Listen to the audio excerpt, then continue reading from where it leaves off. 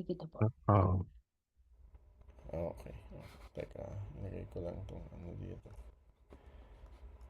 Okay, sige. So, let's start na po. Manalangin po muna ulit tayo para sa exhortation. Father God, thank you Lord sa mga kapatid ko nandito. Lord, gaya po ng prayer ni Sister Joy, samahan mo po kami, Panginoon, at gabayan mo po kami, nawa matutunan po namin, maintindihan po namin ang maiksing exhortation na ito para po, Lord God, sa iyong kapurihan at para naman po, Panginoon, sa amin pong ikalalago. Ito po namin sa matalangin sa iyong pangalan, Panginoong Kristo. Amen. Okay. So, thank you po brothers and sisters, and thank you once more for the it's always for me, it's always a privilege whenever uh we whenever I'm given a chance to exhort the words of God, to exhort the brethren.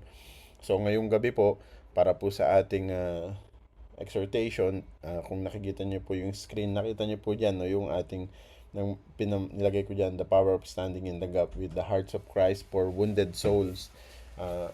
Kasi we are, as we all know, in this intercessory prayer, no, from the word itself, intercessor, so we are interceding, we are in uh, for the brothers, the brethren, for our prayer request, for what is happening. Now, if we are going to look at the scripture in, especially in the book of Ezekiel, chapter 22, verse 32, at nakikita nyo na po dyan sa screen nyo, no? Ang sabi dyan, I looked for someone among them who would build up the wall and stand before me in the gap on behalf of the land, so I would not have to destroy it. But I found no one. So yan po ang context po nito, yan po ang sabi ng ating Diyos, no? At yan yung masabi nating katotohanan na nasa puso ng Diyos para sa kanyang people, the Israelites at that time, no? At sa chapter na yan, sa chapter 22 ng book of Ezekiel, ang Diyos ay nagsalita po kay propeta Ezekiel para kumprontahin yung mga kasalanan ng Israel, ng mga Israelita, no? Because that time ang land of Israel, the Israelites, they had fallen into moral and masabi nating moral and spiritual degradation or spiritual decay. Yung mga leaders nila at that time, mga priest nila, mga prophets, and even yung mga Israelites themselves, no, yung mga citizens, ang nangyari, they turned away from God, and they indulged themselves in various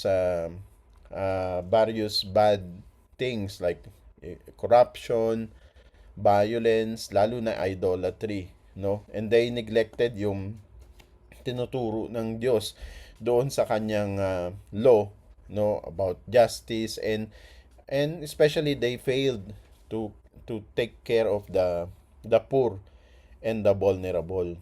And because of that, ito nga yung dineclare ng Diyos, no? That yung judgment niya will come upon the land because, no, he looked for someone among them who will build up the wall and stand before me in the gap, sabi ng Diyos, on behalf of the land, so I would not have to destroy it, but I found no one. So, when dito kasi meron tayong makikitang dalawa, no, building up the wall and standing in the gap. Now yung building up the wall na sinasabi rito, it symbolizes yung pag-restore ng righteousness and defense ng nation with regards to spiritual with regards to its spirituality and even yung morality niya, no. We all know pag sinabi nating wall, ang main na purpose ng wall is for defense, no? In ancient times, in ancient cities, no? Yung mga wall nandiyan yan para sa defense. Now, ang tinutukoy dito na wall, no, we can see that physically and also spiritually. But of course, ang tinutukoy dito is spiritual wall, no? Because ang nire-represent nito is yung spiritual protection para sa mga Israelita. And then makita rin natin diyan isa pa yung standing in the gap. At ito yung what I want to relate to us tonight, because itong standing in the gap, we all know it refers to intercession, no, which is stepping uh, doon sa kakulangan, no, sabihin natin, to plead with God for mercy, for healing, for restoration, and behalf of others. At ang sabi diyan sa Ezekiel 22:32, that time God was looking for someone who will intercede. So now, sa panahon natin, sino yun? Tayo yun, no? We are the one who will intercede and pray to God for the people, no? But at that time, ang sabi ng Diyos, He was looking for someone but He found no one.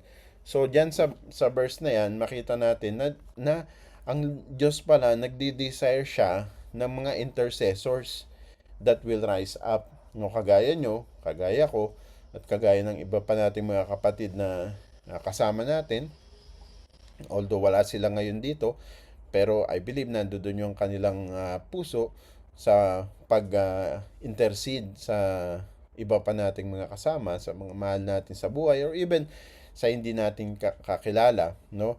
Now, as Christians, ito yung pagkakatawag sa atin to stand in the gap in behalf of our families, of our church, and even our nation, the Philippines, or even there in Qatar, kung saan kayo naroon, at kami naman dito sa UAE.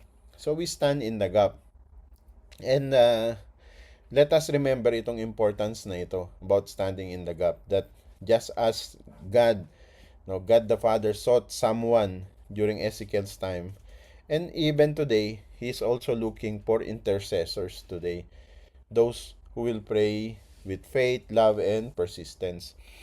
And yun nga lang, ang the sad reality is, makikita natin, kukunti lang talaga, no, kukunti lang talaga yung mga nag-i-stand sa gap, yung nag-i-intercede.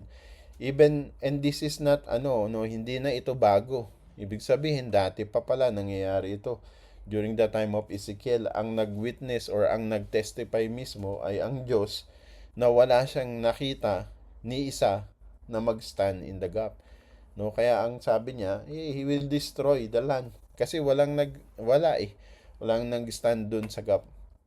Now, so ngayon naintindihan natin na ang Diyos pala is naghahanap siya ng mga mag-i-intercede, mag-i-stand in the gap. So, that's why mapalad po tayo mga kapatid na naririto tayo, and itong ginagawa natin is not in vain, because ito yung gusto ng Diyos, nais ng Diyos ito. Someone that will stand, no, in the gap. And for what purpose? No, to build up the wall. Ito yung wall, ang sabi ko nga, ito yung defense natin, to build up the wall para sa ating family, para sa church, and ito to stand before me in the gap, yun nga, para mag-intercede. So mapalad po tayo na nandito tayo. At now, naintindihan natin na kailangan pala nating mag-intercede. Ngayon, ang tanong sa context natin ngayon, in our modern time, in our present time, kanino tayo mag-stand in the gap? Now, because we are a church, and we all know, ang sabi nga ng iba, di ba, ang church ay parang hospital. Kasi we all know, sa hospital, sino ba ang pupunta sa hospital? Yung mga may sakit, di ba? Yung mga nangangailangan ng kagalingan. So, sa context natin sa church, ganun din. Kasi ang church natin, and kung titignan natin, ang analogy natin ay hospital, no? Ang church natin, parang hospital din yan, na nagki-cater or nagtitender siya sa mga wounded souls. Yan yung ginagawa natin sa ating church, ngayon, mababasa po natin sa scripture, in the Old Testament, the book of Isaiah. Yan, nakikita nyo po dyan sa screen nyo, in Isaiah chapter 42 verse 3. Meron po ditong prophecy, then this is a prophecy, na sinabi ni Isaiah dito in Isaiah 42 chapter 3 about the coming Messiah. No, pinrapisay po yan na Isaiah. I-describe niya ang Panginoong Hesus. Ang sabi niya diyan, a bruised reed he will not break, no, and a smoldering wick He will not snap out. In faithfulness, He will bring forth justice. Sa Tagalog, nilagay ko yung Tagalog dyan, kasi medyo mahirap itong English na to no? Hindi siya common na naririnig natin. So, ang Tagalog niya, sabi, ang tambong na bali ay hindi niya babaliin. At ang umuusok na mitsa ay hindi niya papatayin. Sa katapatan ay maglalapat siya ng katarungan. At makikita natin na pulpil po yan, ano?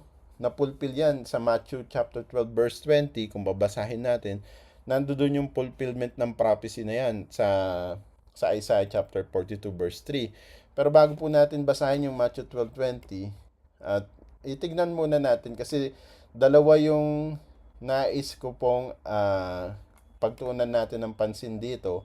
Yung sinasabing a bruised reed at yung sinasabing a smoldering wick. Okay, kasi itong bruised reed na to saka smoldering wick, this represents yung mga wounded souls, no? 'Di ba? Alam naman natin ang sabi ng Panginoong Hesus, I have come to seek and save the lost, 'di ba? So yan yun, yung mga wounded souls na tinatawag.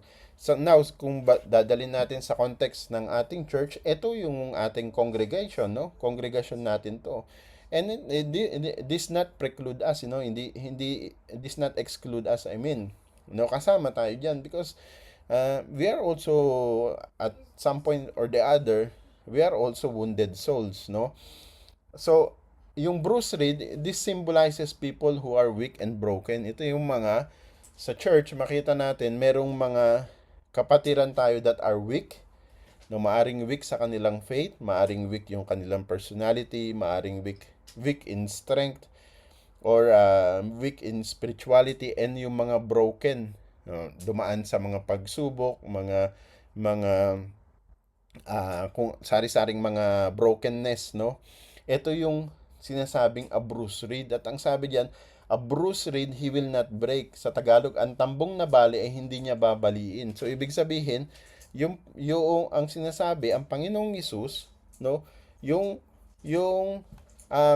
wounded soul ay hindi niya nadadagdagan pa yung kanyang wound. Now, sabi naman sa smoldering wick, this represents those whose faith is flickering and barely alive. Kasi ang smoldering wick, sa Tagalog, ang umuusok na mitsa ay hindi niya papatayin. So, ibig sabihin, smoldering wick, so ibig sabihin, maaring ito ay nagre-represent ng mga, sabihin natin na, mga, yung faith nila ay, mahina, or yung sinasabi nating patay sindi na pananampalataya. At marami nito makita natin sa church natin, no? Marami nito yung ganito, patay sindi, on and off, flickering ba? So barely alive, no?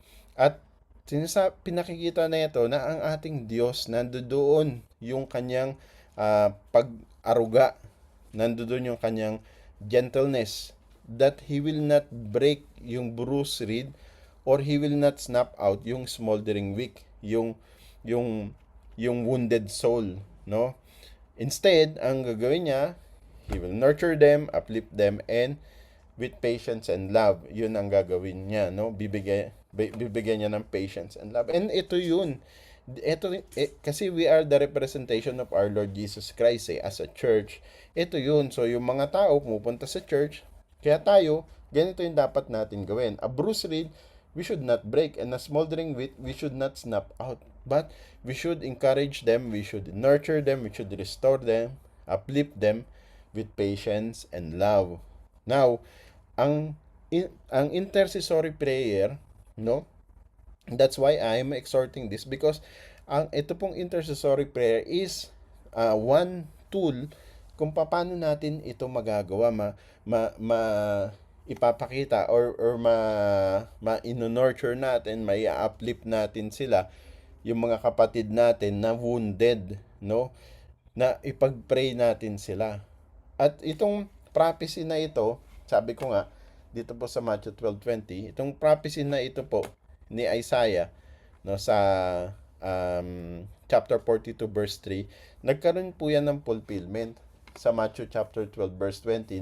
Makita natin yan, no? Actually, same verse lang din to, pero pag binasa nyo po yung Matthew 12, makikita nyo dyan yung ministry ng ating Panginoong Jesus, makikita nyo yung kanyang humility, makikita nyo yung kanyang care, pag-care sa mga tao, di ba? Anong sabi ng Panginoong Jesus? Come to me, all you are weary and heavily laden, and I will give you rest. Di ba? For my uh, uh, yoke is easy and my burden is light. Yun ang sabi niya, no? So, nandun yung pag-aruga niya, nandun yung care niya. He does not condemn them, he does not overpower the weak. Instead, he brings healing, he brings hope. So, tonight, mga kapatid, as we intercede, ganito dapat yung maging mindset natin, no? That as we intercede for our brethren, and let us carry that same heart and compassion of the Lord Jesus Christ, that we stand in the gap for the wounded souls.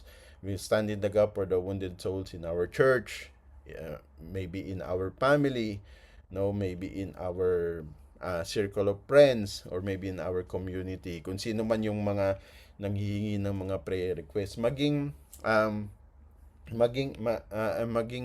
encouragement tayo sa kanila na ipag-pray sila at na sila ay magkaroon ng yung bang confidence or trust na tayo na dito sa church sa JRK, ito yung mga tao na mapagkakatiwalaan ko na even if ibigay ko or sabihin ko sa kanila yung pinagdadaanan ko sa buhay ko, na sometimes if not all the time is very private and secret, mai-share ko sa kanila kasi I know that they care for me, no? Because ganun ang Panginoong Hesus, no? Ganun ang Panginoong Hesus. So now, as we intercede this evening, ito po yung natin, yung ilagay natin sa ating puso't isipan, that we are standing in the gap. Why? Because God the Father has called us to stand in the gap. And now in our modern, present time, we stand in the gap for who? We stand in the gap for the wounded souls in our church. Right? And now, as we intercede, no, yung ating prayer intercession, maging ministry of love. Kasi, ito dapat yung motivation natin. Love. And I believe, kaya ang Panginoong Hesus, ganun siya, na lang siya sa tao, no? Sa Matthew 12:20, sabi, a bruised reed he will not break, and a smoldering wheat he will not snap out till he has brought justice through victory, because nandoon yung kanyang love. Kaya sabi po sa John chapter 15 verse 3, greater love has no one than this, to lay down one's life for one's friend. Now, kapag po tayo we intercede, no, sabihin natin, yes, we're not, probably, wala tayo dun sa reality na we are laying down our life for someone else, na kumbaga mamamatay tayo para sa iba, no, or para sa kapatiran natin. For example, maring hindi tayo umaabot sa ganong extent, no, pero when we intercede, think of it as if we are laying down our own desires to lift up others, because we are praying for others, no, we are praying for others, not ourselves. So we are lifting them up, we are lifting up others' needs before God, no. At itong ginagawa po natin na ito is it reflects yung pagmamahal po ng ating Panginoong Hesus, no, para sa atin, bringing hope to those who are weary and burdened, no. Kaya yan po yung gawin natin tonight. I-allow po natin yung pagmamahal na nagmumula sa ating Panginoong Hesus to flow through us kapag tayo po ay nananalangin. That isipin po natin yung someone na ito na pinapanalangin po natin, yung kanyang buhay, who is in need of prayer, and we are lifting him up or her up to the Lord, no? Especially yung mga kapatiran po natin na nangangailangan ng panalangin sa kagalingan, for example, ano? Kailangan nila ng kagalingan, may mga sakit, kagaya po ng ating mga kapatiran, sina Sister Christina, sina Brother Rain, at iba pa nating mga kapatiran na merong matinding sakit, di ba? So now as we pray, no, let us remember na ito pong ating prayer is a powerful weapon. Yan po sabi sa James chapter 5 verse 16, 'di ba? The prayer of a righteous person is powerful and effective. Makita natin throughout the Bible, makita natin ang prayer intercession can bring about healing, can bring about restoration, and even makita natin it can even save entire nations. No, if you know the story about Esther, right? How through prayer, through intercession, 'di ba, naligtas ang Israel, no? Even Abraham, no? He interceded for Sodom, and God was willing to save the city for the sake of pure righteous people, 'di ba? Makikimabasa natin sa Book of Genesis. Even Moses, he interceded for Israel, and because of his intercession, God withheld his judgment. Makita natin sa Exodus 32 yan, no? Even the Lord Jesus himself, he interceded for us at the right hand of the Father. Anong sabi dun?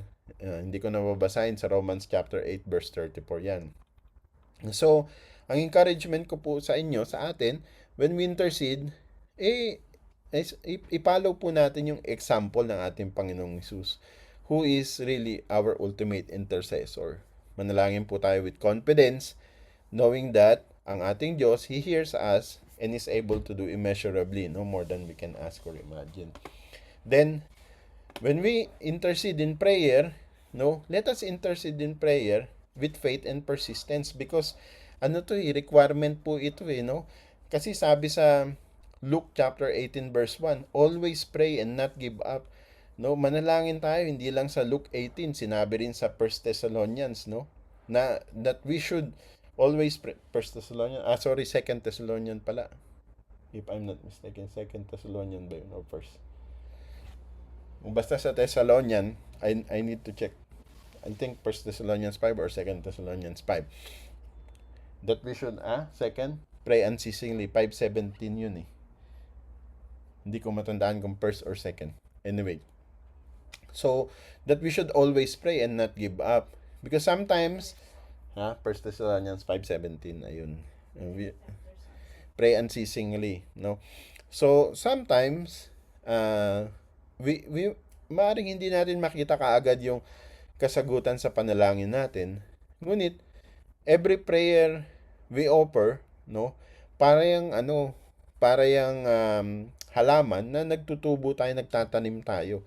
No, when we offer yung prayer, maaring hindi nga natin nakita kaagad yung kasagutan, pero yung seed na itanim na.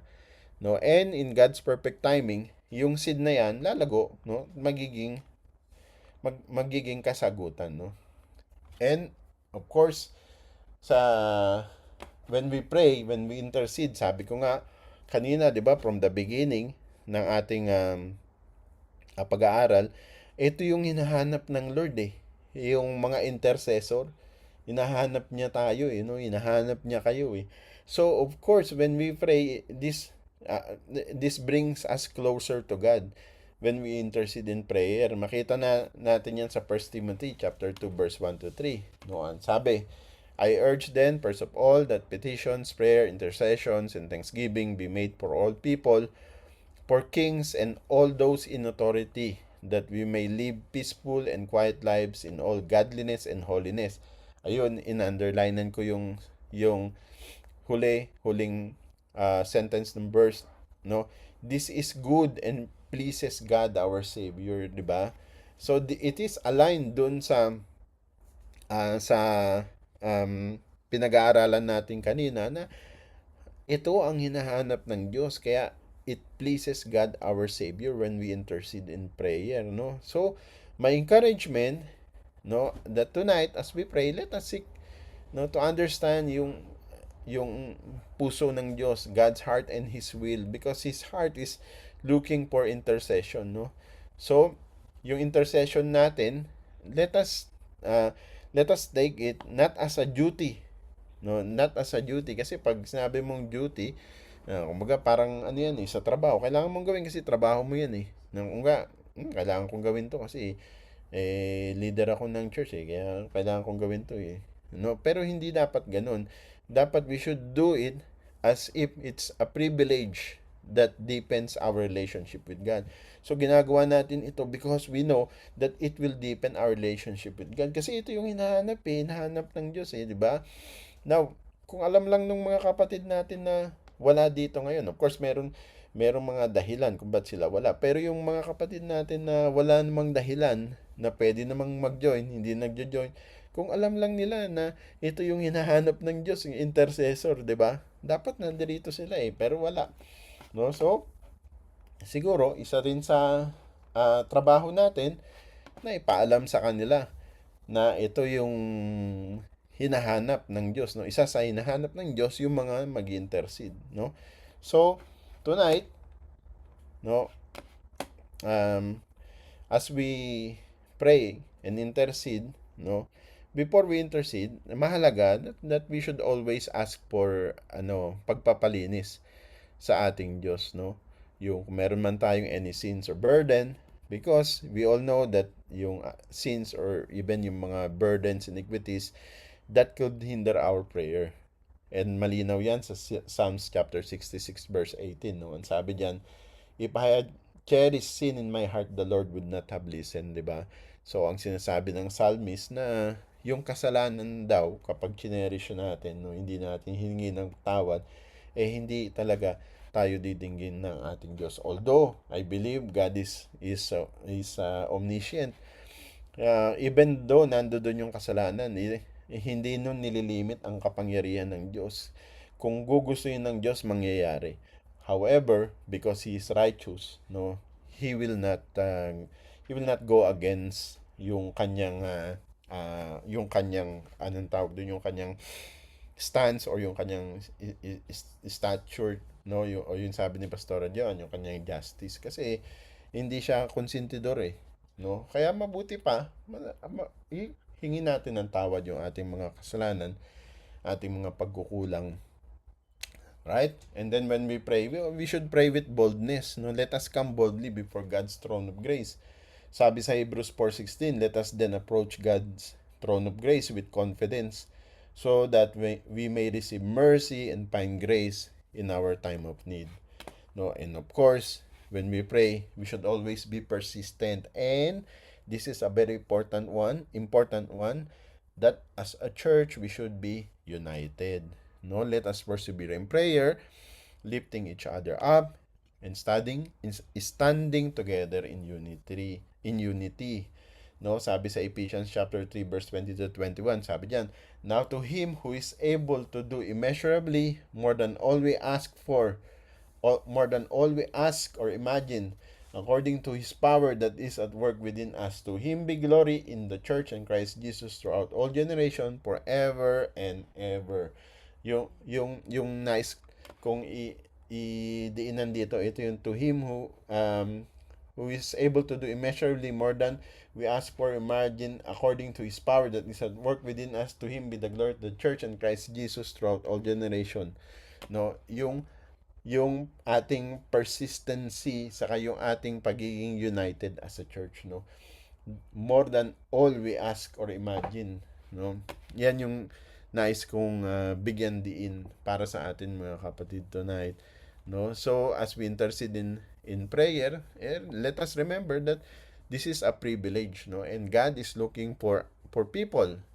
God is looking for us who will stand in the gap, not in our own strength, but who will stand in the gap with the heart of the Lord Jesus Christ. At anong heart ng Lord Jesus Christ? His heart is for those who are, because He came to seek and save that which is lost.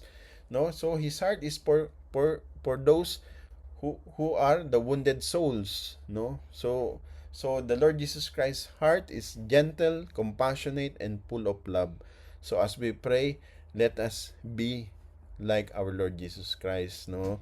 We remember yung mga needs ng mga wounded souls before the throne of grace of God, no, that we are not just speaking with merely words, but we are like partnering, no, with our Creator, with the Lord Jesus Christ. Just imagine, no, Ma-imagine nyo yung thought na yun na nananalangin kayo, and when we pray, no, with the creator of the universe. Yung biro mo yun, yung nag-create ng mundong ito, no? That He will bring healing, hope, and restoration to everyone, no? So yan po mga kapatid ang gawin po natin. So let us pray with humility, persistence, and faith. No? Amen? Praise the Lord. God bless po. Sister Joy. Amen. Amen. Praise the Lord. So ganun po pala na despite